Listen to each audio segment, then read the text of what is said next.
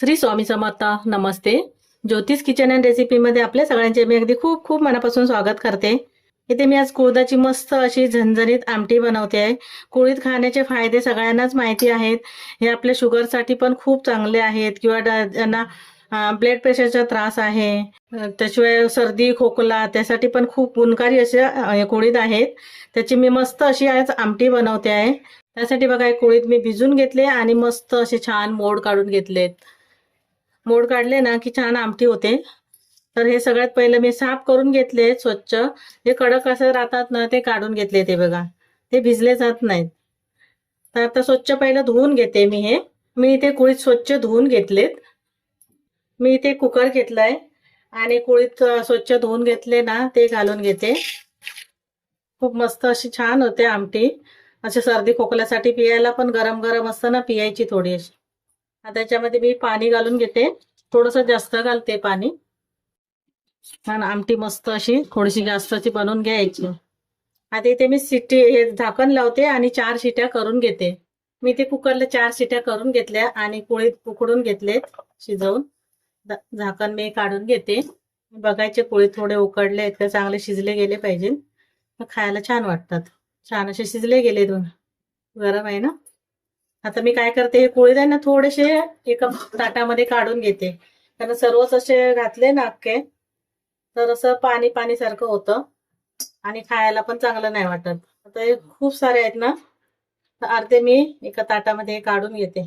इथे बघा इथे कुळीत मी काढून घेतले आणि थोडेसे गार करून घेते आणि मिक्सरला थोडेसे असे फिरून घ्यायचे. जास्त पीठ पण नाही करायचं त्याचं, कमी जास्त करत थोडस असं फिरून घ्यायचंय. तोपर्यंत मी मसाला पण काढून घेते, वाटून घेते. मसाला दाखवते. मी इथे मसाला आहे ना काढून घेतलाय. आमचा मसाला हा काढलेला असतो, असं वाटून ठेवत नाही, फक्त भाजून ठेवतो. कांदा खोबरं आलं आणि लसूण हा मसाला मी असा काढून ठेवलेला. आणि जेव्हा पाहिजे ना तेवढं थोडं थोडंसं वाटून घ्यायचं. आता मी जेवढं पाहिजे तेवढंसं वाटून घेते. अर्ध ठेवून देणार, नंतर जेव्हा लागेल तेव्हाही पटकन आपला उसळीला किंवा कशाला पण लागेल तेव्हा वाटून घेणार.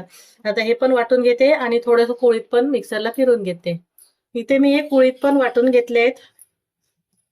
हे बघा जाडसरच असे वाटायचे, एकदम बारीक पीठ पण नाही करायचंय पिठीसारखं.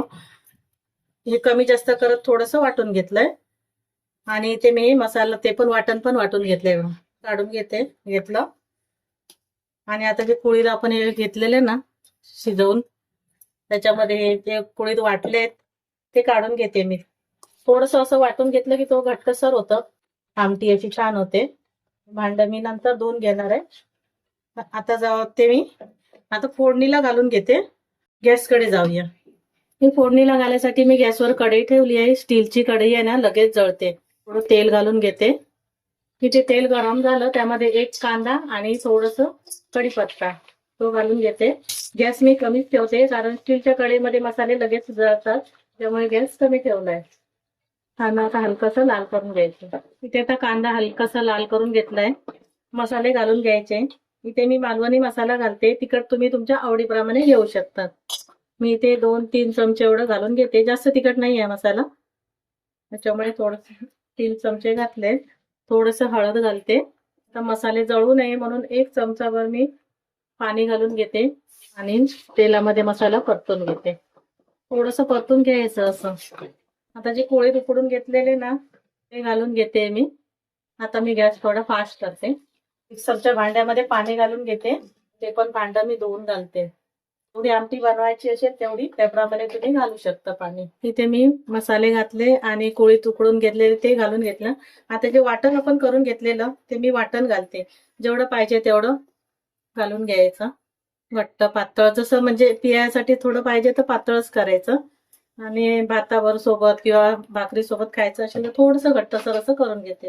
हे वाटण घातलं, बघायचं कितपत घट्ट पातळ झालंय ते आणि जेवढी आमटी करायची असेल त्याप्रमाणे चवीप्रमाणे मीठ घालून घेते मी. इथे कोकम घेतलंय, 2-3 कोकम आहेत पण मी असे हे तोडून घालते. 2 भाग करून घातले. थोडासा गरम मसाला घालून घेते, पाव चमचा एवढा. आणि आमटी मी छान अशी शिजून घेते, चांगली उकळी काढून घेते. तिथे आमटी मी फोडणीला घातलेली आणि उकळून घेतली, छान शिजून घेतली.